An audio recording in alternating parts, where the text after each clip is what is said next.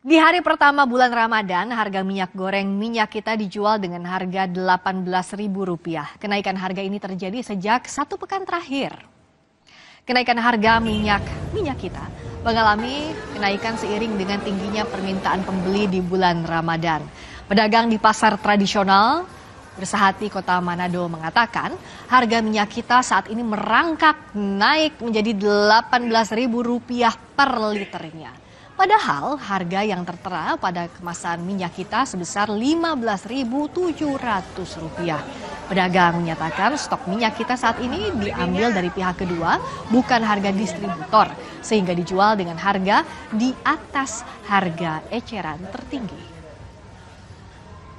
Harga sampai 18. Tergantung pemasukan yang masuk. Ada kenaikan sih. Biasanya dia 16 sampai 15-16 itu. Masih ada mungkin tidak juga sih, orang kan langsung ambil dari luar. Jadi ada yang mungkin ada orang kasih naik harga. Tidak hanya minyak goreng, harga bahan pokok lain yakni cabai rawit merah di Makassar tembus di angka Rp75.000 per kilogramnya.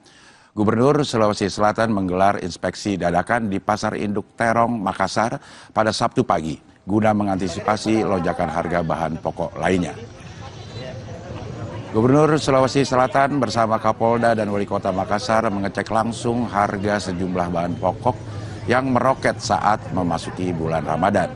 Salah satu bahan pokok yang mengalami kenaikan harga adalah cabai rawit merah, di mana saat ini harganya tembus angka Rp75.000. Harga ini melonjak jauh di atas harga normal yakni Rp25.000 hingga Rp30.000.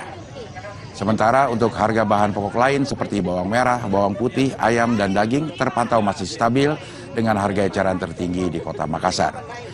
Gubernur Sulawesi Selatan Andi Sudirman menyatakan akan melakukan operasi pasar untuk bisa menekan harga bahan pokok di bulan Ramadan.